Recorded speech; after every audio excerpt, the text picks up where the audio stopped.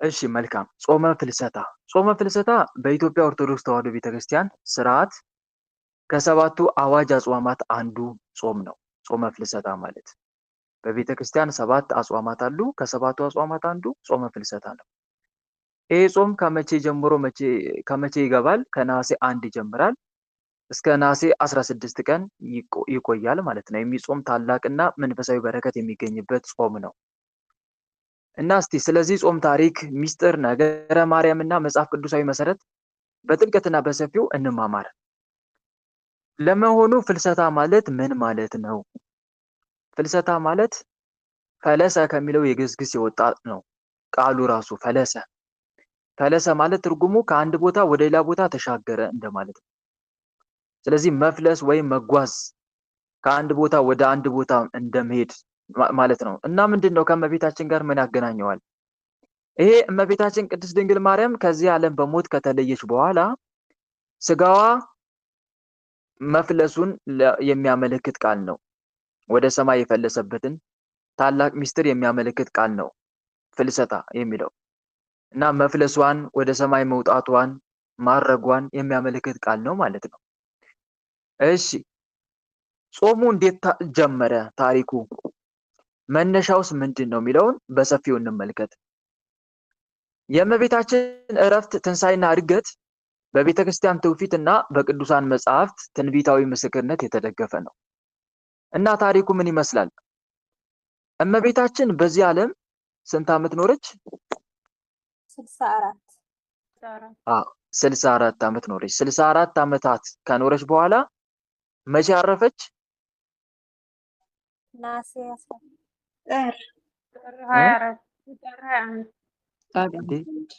ጥር 24ም ያለ አለ፣ ነሐሴም ያለ አለ። መቼ ነው?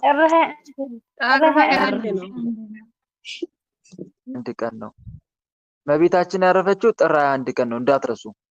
ጥር 21 ቀን አረፈች። ሐዋርያት ስጋዋን ሊቀብሩ ወደ ጌቴሴማኒ ይዘው ሲሄዱ አይሁድ በቅናት ቀድሞ ልጇን ሰቅለን ሞተ፣ ተነሳ፣ አረገ እያሉ አስቸገሩን። አሁን ደግሞ የእሷ ስጋ ተአምር ሊያደርግ ነው በማድረግ ሊያቃጥሉት ፈለጉ። ታዲያን ጊዜ ታውፋንያ የተባለ አይሁዳዊም አልጋዋን ጨበጠ። የእግዚአብሔር መልአክ ግን እጆቹን ቀጣቸው። የእግዚአብሔር መልአክ ቀሰፋቸው። እጆቹ ተንጠልጥለው የአልጋው ሸንኮር ላይ ተንጠልጥለው ቀሩ።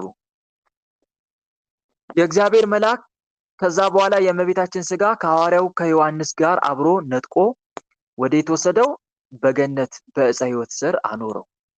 በዕፀ ሕይወት ስር አኖረው በገነት። ሐዋርያት የእመቤታችን ስጋ የት እንደደረሰ ባለማወቅ በሐዘን ላይ ነበሩ። ሊቀብሯት እየሄዱ እያለ ስጋዋ ተነጠቀ። የት እንደደረሰ ባለማወቅ ታዲያ አዘኑ።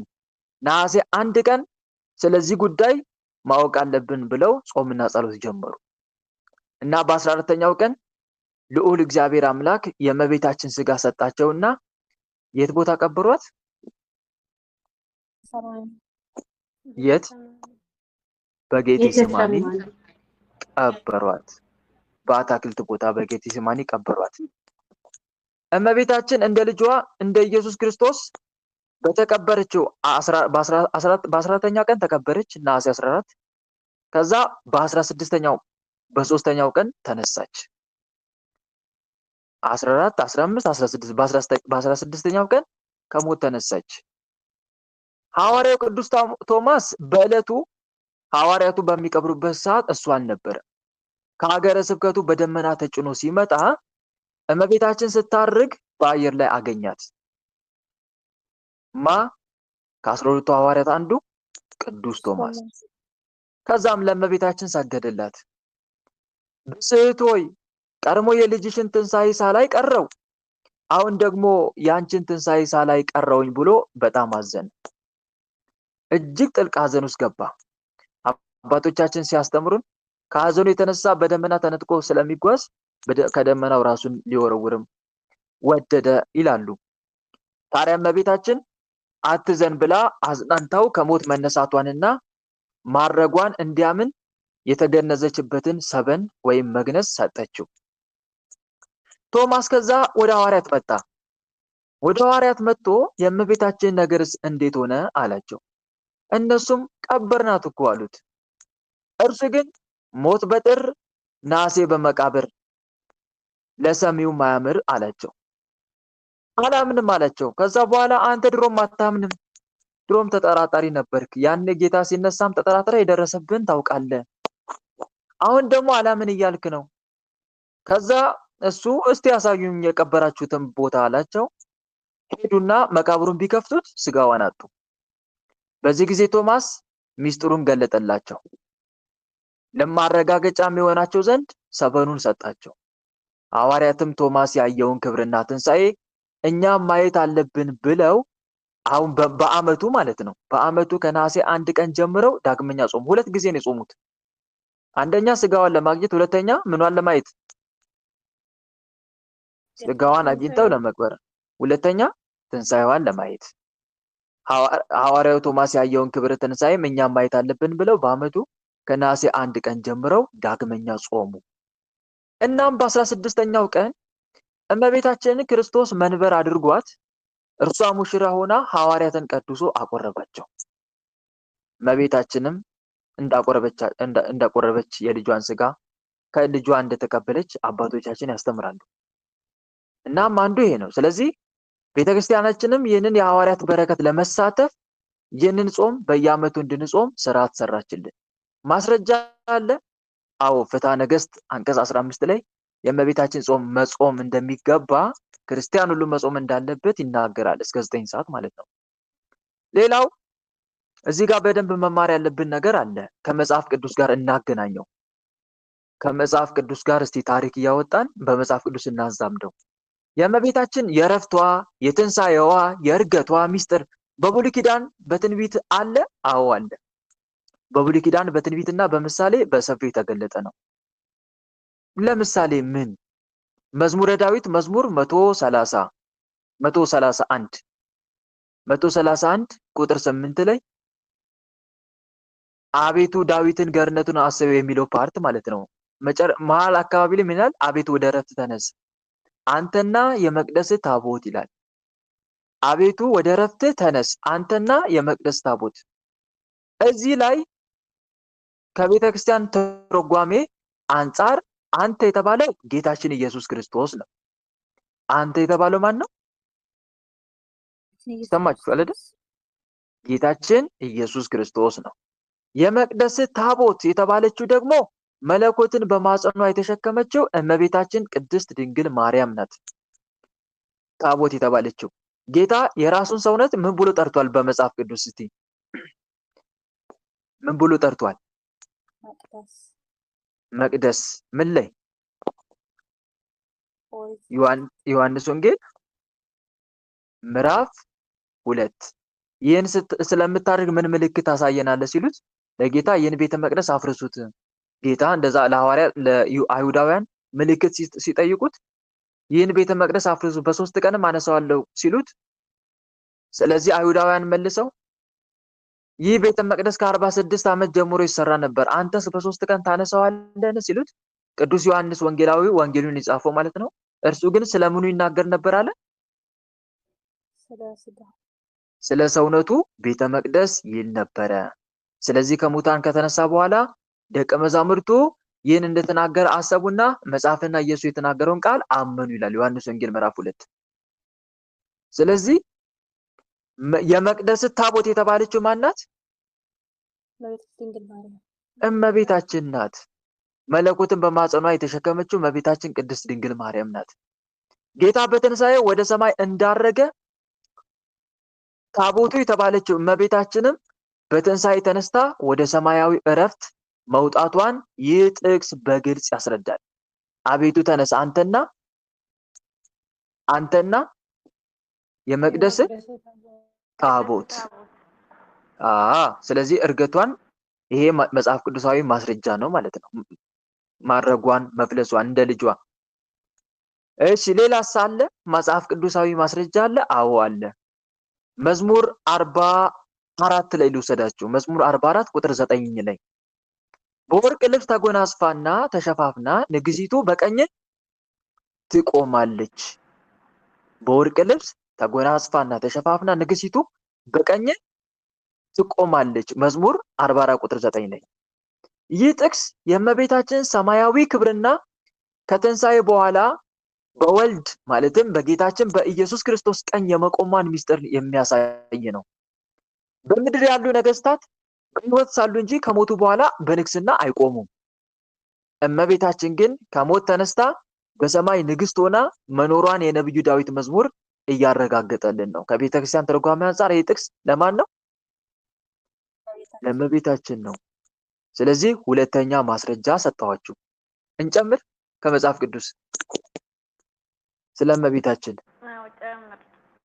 መልካም ግን እያያዛችሁ ነው አይደል? ያዙ። ይሄ ይጠቅማችኋል። አሁን ዛሬ የማስተምራችሁ ትምህርት መጽሐፍ ቅዱሳዊ ማስረጃ የምሰጣችሁ ስለ እመቤታችን ስትጠየቁ ለመመለስ በጣም ወሳኝ ጥቅሶች ናቸው። እሺ መኃልየ ዘሰሎሞን ምዕራፍ 2 ቁጥር 10 እስከ 13 ላይ መኃልየ ዘሰሎሞን ምዕራፍ 2 ቁጥር 10 እስከ 13 ምን ይላል? ሰሎሞን ወዳጄ ሆይ ተነሺ ውበቴ ሆይ ነይ ይላል። ወዳጄ ሆይ ተነሺ ውበቴ ሆይ ነይ። በነገራችን ላይ እህት ወንድሞች የሰሎሞን መኃልይ የክርስቶስና የቤተ ክርስቲያን እንዲሁም የክርስቶስና የእመቤታችን ምስጢራዊ ግንኙነት ነው የሚናገረው።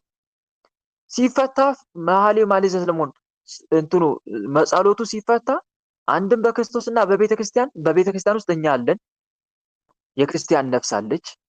አንድም ደግሞ በክርስቶስና በእመቤታችን ምስጢራዊ ግንኙነት የሚደረግ ነው፣ ንግግር ነው። ለምሳሌ እንዲህ ይላል መኃልየ ዘሰሎሞን ላይ ክረምት አለፈ ዝናቡም አልፎ ሄደ ይላል። ክረምት አለፈ ዝናቡም አልፎ ሄደ የሚለው የዚህ ዓለም ፈተናና ስቃይ ማለፉን ነው የሚያመለክተው። ጌታ እናቱን ተነሺ በማለት ከሞት አስነስቶ ወደ ሰማያዊ ክብር የጠራት መሆኑን ይገልጻል። ይሄም አንድ የእመቤታችን መነሳቷ ማስረጃ ነው ማለት ነው። ሌላስ መጽሐፍ ቅዱሳዊ ጥቅስ አለ? አላው ዮሐንስ ራእይ ምዕራፍ 12 ቁጥር 1 ላይ ልውሰዳችሁ። ዮሐንስ ራእይ ምዕራፍ 12 ቁጥር 1 ላይ በሰማይም ታላቅ ምልክት ታየ፣ ፀሐይን የተጎናጸፈች ጨረቃም ከእግሮቿ በታች የነበረች በራሷም ላይ የ12 ከዋክብት አክሊል የሆነላት አንዲት ሴት ነበረች ይላል። እዚህ ጋር ሐዋርያው ዮሐንስ በራእይ ያያት ይህች ሴት መለኮትን ማለትም ፀሐይ መለኮት የተባለው ማን ነው? ጌታችን አይደል? ፀሐይ የተባለው ክርስቶስ ነው። ፀሐይን የወለደችው እመቤታችን ማርያም ናት። በሰማይ በታላቅ ክብር ማየቱ ስጋዋ ሳይበሰብስ በሰማያዊ ክብር መኖሯን መፍለሷን ትልቅ ማረጋገጫ ነው ማለት ነው። ዮሐንስ ራእይ ምዕራፍ 12 ቁጥር 1 ስለ እመቤታችን ነው። እና ይሄንን መጽሐፍ ቅዱሳዊ ጥቅሶች አሁን ያስኩትን የነገርኳችሁ መያዝ ይዛችሁ ማብራራት ትችላላችሁ ማለት ነው። እሺ የጾሙ መንፈሳዊ ጥቅሙ ምንድነው? የጾሙ መንፈሳዊ ጥቅሙ ሚስጥሩ ምንድነው ከተባለ አንደኛ የትንሳኤያችን ማረጋገጫ ነው። የትንሳኤያችን ምንድነው? ማረጋገጫ ነው። የሰው ልጅ ከሞተ በኋላ በስብሶ እንደማይቀር የእመቤታችን ትንሳኤና እርገት ለሁላችንም የትንሳኤ ዘጉባኤ ምሳሌና ተስፋ ነው። ከጌታችን ትንሳኤ ቀጥሎ የእመቤታችን ትንሳኤ ለሁላችንም ምንድነው? ተስፋና ምሳሌ ወይም ማረጋገጫ ነው ማለት ነው። አንድ ይሄ ነው። ሁለተኛ በረከተ ስጋና በረከተ ነፍስ የምናገኝበት ጾም ነው። ልክ እንደ ሐዋርያት እመቤታችንን በዓይነ ሕሊና እያዩና ሚስጥር እየተገለጠላቸው የሚጾሙ ምዕመናን ትልቅ የጸጋና የሕይወት በረከትን ያገኙበታል በዚህ ጾም አማካኝነት ማለት ነው። ሌላ ለንስሐ የምንዘጋጅበት ጾም ነው። ጾሙ የፍቅር ነው፣ የትህትና ነው፣ የጸሎት ወቅት በመሆኑ ምዕመናን በሱባኤ ስጋቸውን ለእግዚአብሔር ያስገዛሉ በዚህ ወቅት። ስለዚህ በኦርቶዶክስ ተዋሕዶ አስተምህሮ መሰረት ጾመ ፍልሰታ የእመቤታችንን ፍቅር የምናስብበት፣ አማላጅነቷን የምንማጸምንበት፣ በጾምና በጸሎት ወደ እግዚአብሔር የምንቀርብበት የወርቅ ዘመን ነው ማለት ነው ጾመ ፍልሰታ። እሺ እንጨምር አይደል? እንቀጥል። መልካም እዚህ ጋር ብዙ በሰፊው እንመልከት ከተባለ ስለ ጾመ ፍልሰታ ሚስጥር፣ በቤተክርስቲያን ስላለው የአምልኮና የሥርዓት አፈጻጸም፣ ስለ ነገረ ማርያም ጥልቀት ያላቸውን ድንቅ ነጥቦች ከቅዱሳት መጽሐፍት ከሊቃውንት ትርጓሜ አንጻር በሰፊው መመልከት እንችላለን። እሺ፣ እመቤታችን ቅድስት ድንግል ማርያም እንደ ማንኛውም የሰው ልጅ የአዳም ዘር በመሆኗ ሞትን ቀምሳለች። እንደ ማንኛውም የሰው ዘር የአዳም ልጅ በመሆኗ። ነገር ግን የእርሷ ሞትና ትንሣኤ ከሌሎች ሰዎች የሚለይበት ታላቅ ሚስጥር አለው። እንዴት? አንደኛ፣ ስጋዋ ለምን እንዳይበሰብስ ተደረገ? ስጋዋ ለምን ልጠይቃቸው መጀመሪያ፣ ለምን እንዳይበሰብስ ተደረገ? እንደሌሎቹ ለምን ትንሣኤዋስ እንዲቀድም ተደረገ ከሌሎቹ? እንደዚህ ተብላችሁ ብትጠይቁ ምንድነው መልሳችሁ? እስቲ እናንተ ልፈትሽ መጀመሪያ። በቅዱስ ዳዊት ትንቢት ስለተነገረበት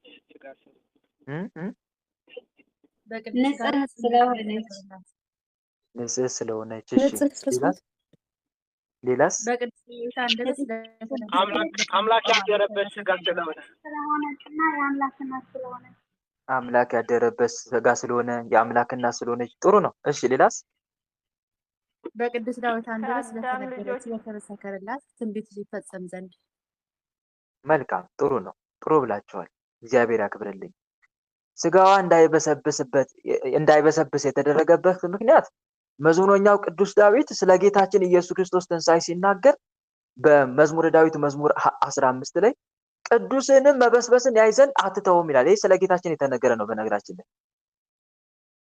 ቅዱስንም መበስበስን ስለ ጌታችን ሥጋ እንደማይበሰብስ፣ ሥጋውን እንዲበሰብስ እንደማይተው ወይም ደግሞ በመቃብር እንደማይተው ይልቁንም ሥጋውን ይዞት እንደሚነሳ የተናገረ ቃል ነው። ቅዱስንም መበስበስን ያይ ዘንድ አትተውም፣ ስለተዋህዶ ሥጋ። እመቤታችን ደግሞ ለዚያ መበስበስን ላላየው ቅዱስ ሥጋ ለክርስቶስ ማኅፀኗን ዓለም ያደረገች፣ ሥጋ ከሥጋዋ ነፍስ ከነፍሷ የነሳባት የሁሉ ፈጣሪ እናት ናት። ስለዚህ መለኮት ያደረበትና የተዋህደው ሥጋ የተገኘበት፣ አስቡት፣ የእመቤታችን ሥጋ ማለት መለኮት ያደረበትና የተዋህደው ሥጋ ደግሞ የተገኘበት ነው። የተዋህደው ሥጋ የተገኘበት የእመቤታችን ሥጋ በምድር ውስጥ ፈርሶ በስብሶ ሊቀር አይገባውም። ከምን አንጻር? ከክብር አንጻር። ንጉሥ ሲከበር የንጉሥ የሆነ ሁሉ ይከበራል? አይከበርም? የንጉሥ መቀመጫው፣ ልብሱ፣ ጫማው፣ ሁሉም ነገር፣ ፈረሱ የሚጓዝበት ሁሉ ነገር አይከበርም? የሚራምድበት ይከበራል አይደል? ስለ ክብሩ። እንደዛም ስለዚህ የእመቤታችን ሥጋ ደግሞ መለኮት ያደረበት የተዋህደው ሥጋ የተገኘበት የእመቤታችን ሥጋ በምድር ውስጥ ፈርሶ እና በስብሶ ሊቀር አይገባውም። ከክብር አንጻር አንድ ከዚህ አንጻር ለምን ቀዳሚ ሆነ ከሌሎቹ? ምንም እንኳን የሰው ልጅ ሁሉ በዕለተ ትንሣኤ የሚነሳ ቢሆንም እግዚአብሔር አምላክ ግን ለእናትነቷ ክብር ሲል የእመቤታችንን ትንሣኤ ከሁሉ አስቀድሞታል። ማይካችሁን ዝጉ እሺ። ከሁሉ አስቀድሞታል። ማይካችሁን ዝጉ። አድሚኖች የት ሄዳችሁ? አልዘጋችሁም? አሁን ዝጉ።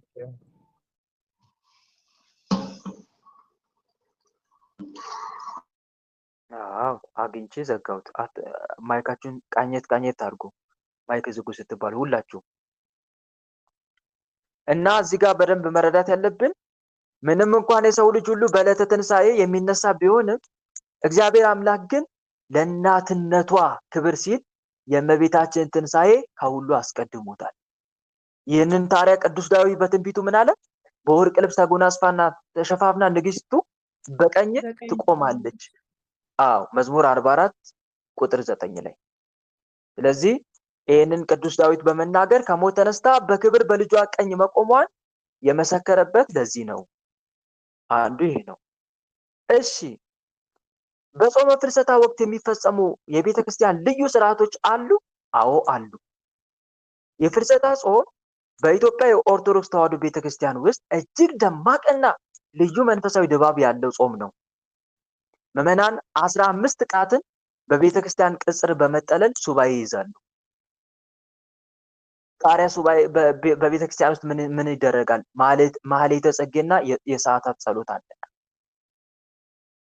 የሰዓታት ጸሎት ይደረጋል። በዋናነት የሰዓታት ጸሎት በእነዚህ ቀናት ሌሊቱን ሙሉ የእመቤታችን ክብር፣ ትሕትናና ፍልሰት የሚዘክሩ የቅዱስ ያሬድ የሰዓታት ጸሎቶች ይቆማሉ። ማን ነው ሰዓታትን ያደረሰው? አባ ጊዮርጊስ ዘጋስጫ ነው። የሱ ጸሎት በተለይ ጸሎተ ሰዓታት በሚገባ ይደረሳል። በተለይ እዚህ ውስጥ ደግሞ መልካ ፍልሰታ ሁሉ ይካተታሉ። መልካ ፍልሰታ በጣም ደስ የሚል ዜማ ነው። እህቶቼ ወንድሞቼ፣ መልካ ፍልሰታን ካገኛችሁ ጸልዩት። እሺ።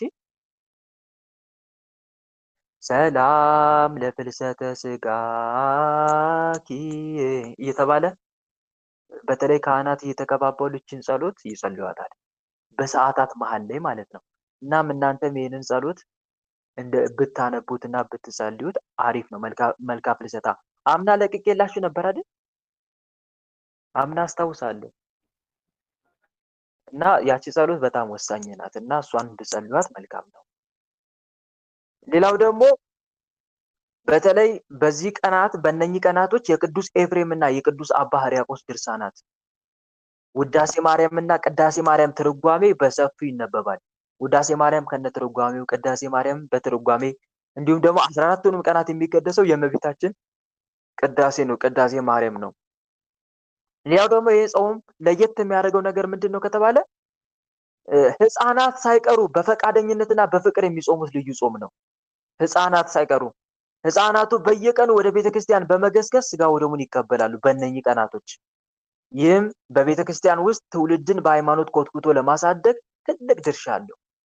ስለዚህ እህት ወንድሞቼ በተለይ በእነኚህ ጾመ ፍልሰታ ስናስቀድስ ስጋ ወደሙን እየተቀበልን በጣም ብዙዎቻችን የምንዘናጋበት አንዱ ይሄ ነው አይደል? አይደለም እህት ወንድሞች?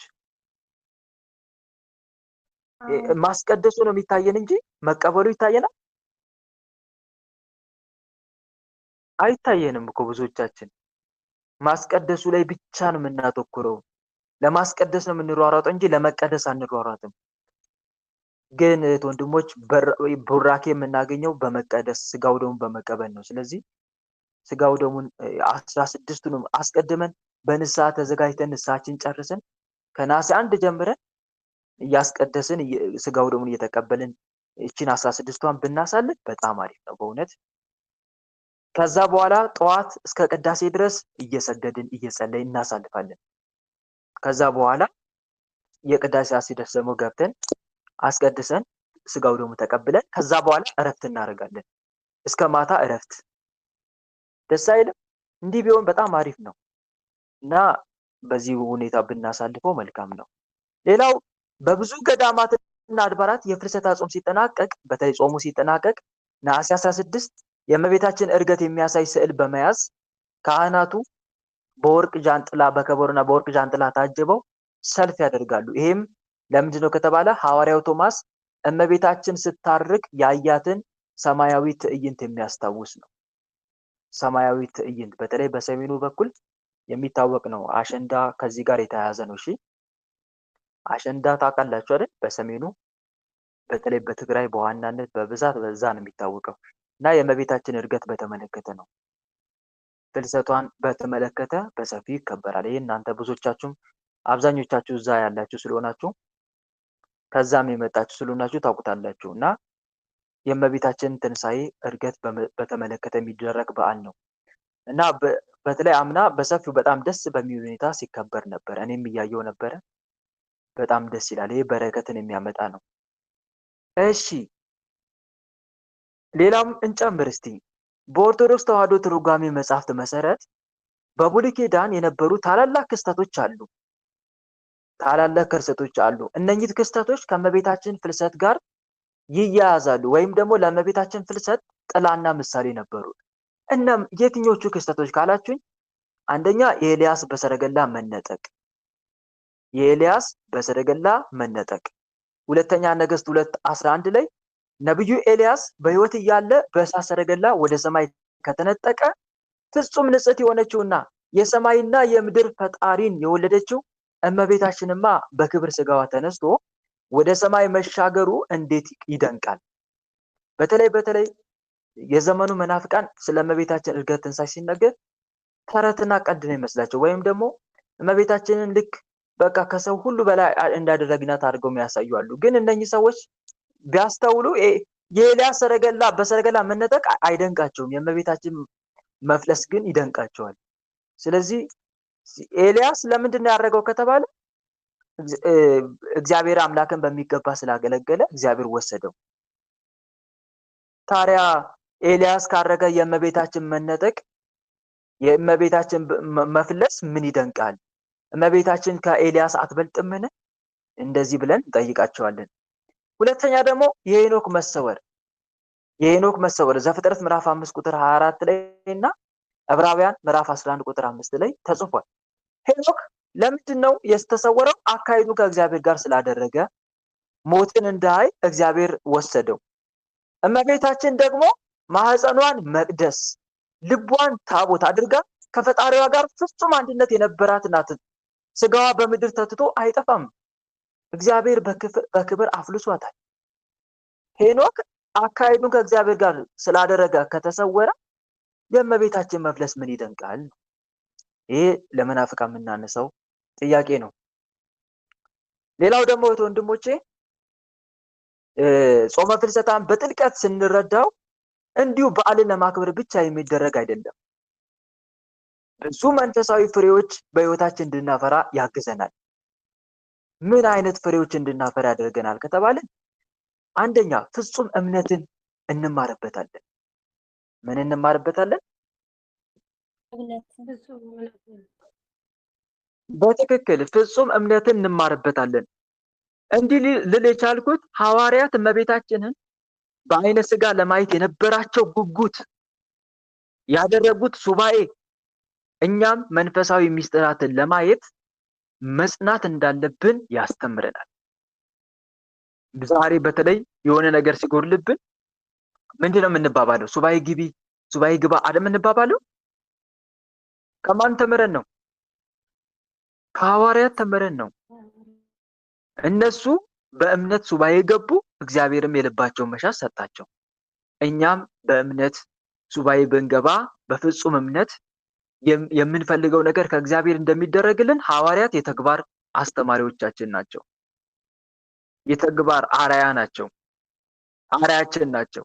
አንድ እንማርበታለን። ሁለተኛ የእመቤታችን የቅድስት ድንግል ማርያም አማላጅነትን። እመቤታችን ወደ ሰማይ መፍለሷ ለእኛ ትልቅ ተስፋ ነው።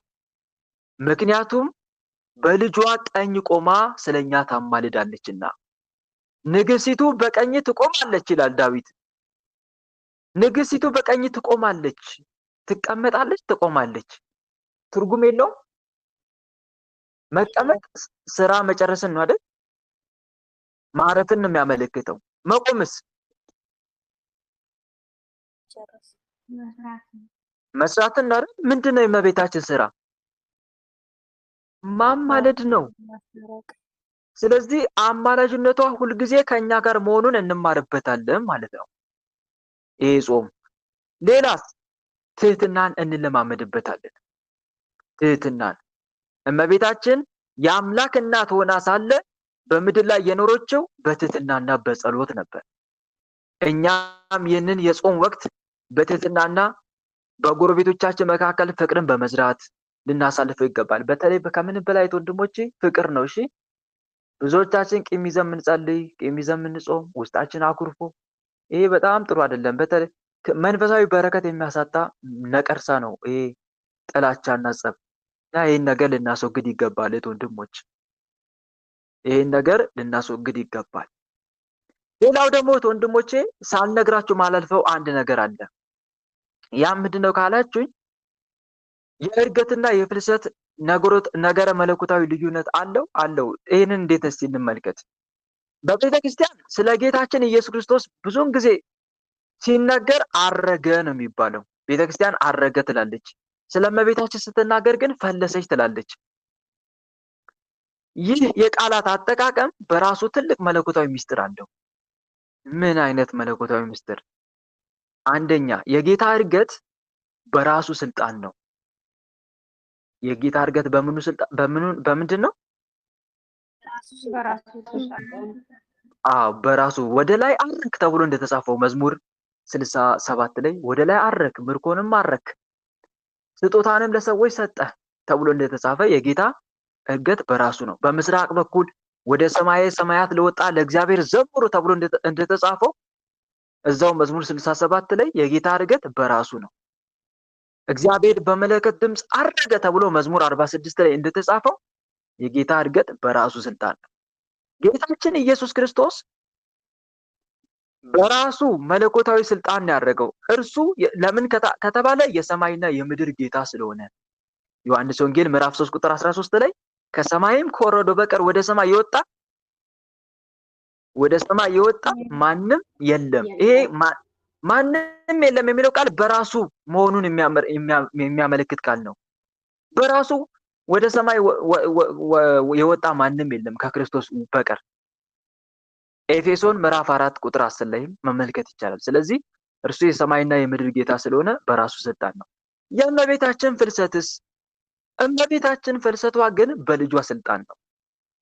እመቤታችን ቅድስት ድንግል ማርያም ወደ ሰማይ የወጣቸው በራሷ ስልጣን ሳይሆን በልጇ በኢየሱስ ክርስቶስ መለኮታዊ ኃይልና በቅዱሳን መላእክት ታጅባ ነው። እርሷ ለምን ፍጡር ናትና በፈጣሪዋ ኃይል ተነሳች ብለን የምንናገረው በጣም ልዩነቱ ይሄ ነው። በፈጣሪዋም ኃይል አረገች ወይም ፈለሰች ብለን እንናገራለን። ሌላው ቅዱሳን ሊቃውንት የእመቤታችን ሞትና ትንሣኤ ከጌታችን ሞትና ትንሣኤ ጋር በማነጻጸር ሚስጥሩን በሚገባ ይተረጉሙታል። ምን እያሉ? ሞት በጥር በነሐሴ መቃብር። እመቤታችን ያረፈችው ጥር 21 ቀን ነው። ሐዋርያት የጾሙትና ስጋዋን የቀበሩት ግን ከ7 ወራት በኋላ በነሐሴ 14 ቀን ነው። ይህ ለምን ሆነ? ሊቃውንቱ ሲመልሱ ጌታችን ጥር 11 ቀን ተጠምቆ በ30 ዓመቱ ማስተማር እንደጀመረ ሁሉ እመቤታችንም ጥር 21 ቀን አርፋ ስጋዋ በገነት ቆይቶ በነሐሴ 11 ቀን እንዲቀበር መደረጉ የዘመንና የሚስጥር መመሳሰልን ያሳያል ይላሉ። ሌላ በሶስተኛው ቀን መነሳቷ ነሐሴ 14 ቀን ከተቀበረች በኋላ እንደ ልጇ በሶስተኛው ቀን ነሐሴ 16 ቀን ተነስታለች። ቅዱስ ያሬድ ይህንን ሲናገር በአንቀጸ ብርሃን ድርሳኑ ላይ ብጽሕት አንቲ ዘዐረፍኪ በከመ ዐረፈ ወልድኪ ወተንሣእኪ በከመ ተንሥአ ወልድኪ ይላል። ምን ማለት ነው? ልጅሽ እንዳረፈ ያረፍሽ፣ ልጅሽም እንደተነሳ የተነሳሽ አንቺ ምስጉን ነሽ በማለት ይህንን ድንቅ ምስጢር ያረጋግጣል። በሶስተኛው ቀን መነሳቷን ነው። እሺ ሌላው ደግሞ ያላነሳናቸው አንዳንድ ተጨማሪ የመጽሐፍ ቅዱስ ምስክሮች አሉ። ቅድም ስነግራችሁ ማለት ነው። በተለይ ምሳሌዎች አሉ።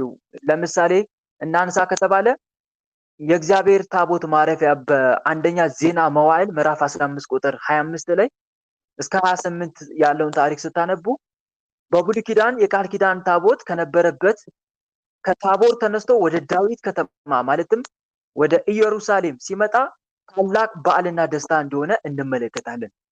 ይሄ የእመቤታችን ምሳሌ ነው። የብሉይ ኪዳን ታቦት የእመቤታችን ምሳሌ ነው። እሱ ምሳሌ። አማናዊቷ ታቦት ግን ወይም እውነተኛዋ ታቦት ግን ማናት? እመቤታችን ማርያም ናት። መለኮትን በማጸኗ የተሸከመች ይህች ታቦት ከምድር ወይም ከመቃብር ተነስታ ወደ ሰማያዊቷ ኢየሩሳሌም ወደ መንግስተ ሰማይ ነው የፈለሰችው። በሰማይ ያሉ መላእክትም ቅዱሳን ታላቅ ደስታ አድርገውባታል። የዳዊት ከተማ የምድር ሰማይ ናት። መንግስተ ሰማያት ደግሞ የእመቤታችን የዘላለም ማረፊያ ናት። ልዩነቱን አያችሁ? ይኸውላችሁ በብሉይ ኪዳን ታቦት ከተነሳ ከታቦር ተነስቶ ወደ ዳዊት ከተማ ሄደ። ታዲያ ማን ነበር ያጀባት? የብሉይ ኪዳኗን ታቦት ዳዊትና የእስራኤል ሽማግሌዎች ሁሉ ነው አይደል? የእስራኤል ወጣቶች፣ ህፃናቶች በዛ ሰዓት የእግዚአብሔርን ታቦት ያጀቡት እነሱ ናቸው። እመቤታችንስ ያቺ ከታቦት ተነስታ ወዴት ሄደች? ወደ ኢየሩሳሌም። እመቤታችንስ ከመቃብር ወዴት?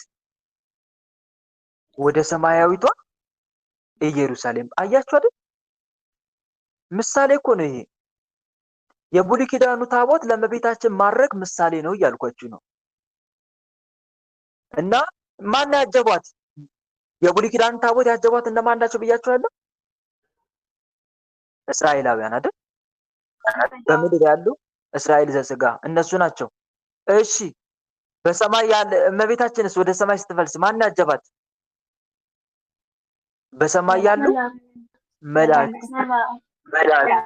ተመልከቱ። ይህንን በደንብ አድርጋችሁ አነጻጽሩና እዩ።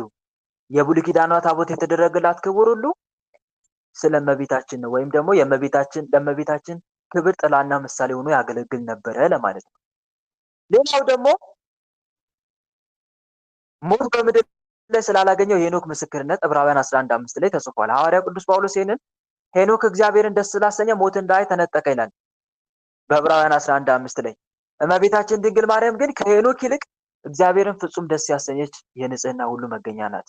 ሄኖክ፣ ኤልያስ ሞትን ሳይቀምሱ ከተነጠቁ፣ እመቤታችን ግን የአዳም ዘር በመሆኗ የሞትን ጽዋ ቀምሳ ሕግን ፈጽማ፣ ነገር ግን ስጋዋ ሳይበሰብስ መነሳቷ መፍለሷ የእግዚአብሔር ፍጹም ፍትህና ለእናቱ የሰጠው ልዩ ክብር ነው።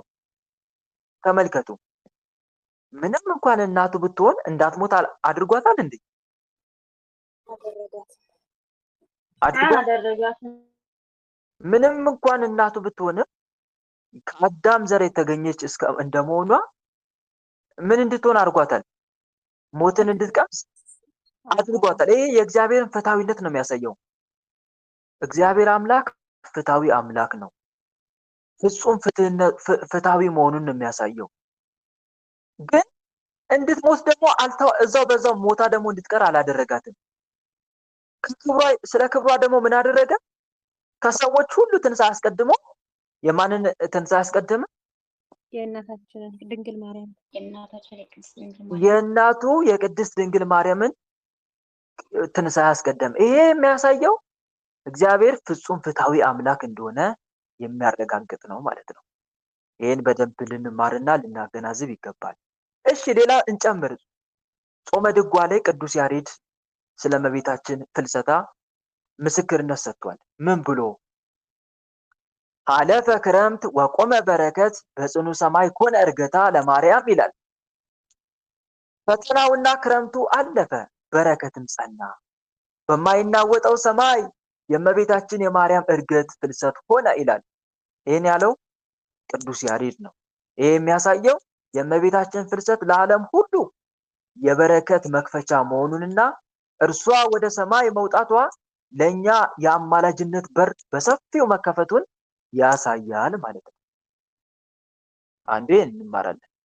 ሌላ በመጨረሻ ይህ ጾም ምዕመናን ቤታቸውን ትተው በቤተክርስቲያን ሱባኤ በመያዝ የሚያሳልፉት መሆኑን ቅድም ነግራቸዋለሁ። የዚህ መነሻው ታዲያ ምንድነው ከተባለ ትንቢተ ዳንኤል ምዕራፍ 9 ቁጥር 2 እስከ 3 እናም ደግሞ ደቂቀ አንጾኪያ ያደረጉት ሱባኤ መሆኑን መነሻ ያንን እናድርጋለን ማለት ነው። ሐዋርያት እመቤታችንን ለማየት ሱባኤ እንደገቡ ሁሉ ምዕመናንም በዚህ በ15 ቀን ስጋዊ ምቾትን ትተው ጾም በመጾም ጸሎት በመጸለይ ንስሐ በመግባትና ስጋው ደሙን በመቀበል መንፈሳዊ አይናቸው እንዲበራ ያደርጋሉ ማለት ነው። በመሆኑም ታዲያ ጾመ ፍልሰታ የጾም ብቻ ሳይሆን የመቀደሻና የመታደሻ ታላቅ ወቅት ጾም ስንል እንጠራዋለን፣ ወይም ቅድስት ቤተክርስቲያናችን ትጠራዋለች ማለት ነው። እና ይህን ይመስላል። በዚህ መልኩ ያስተማረን የመከረን የገሰጸን አምላካችን ልዑል እግዚአብሔር ስሙ ለዘላለም የተመሰገነ ይሁን።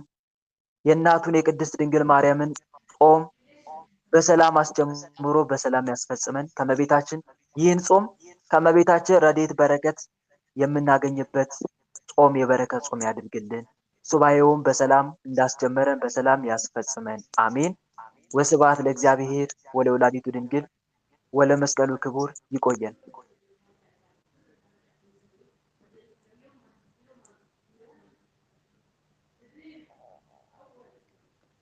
ቃለ ሕይወት ያሰማልን። ቃለ ሕይወት ያሰማልን። ወደ ህይወት ይሰማን ወንድማችን አሜን አሜን። ወንድማችን ጸሎት ያሰማልን። አምላክ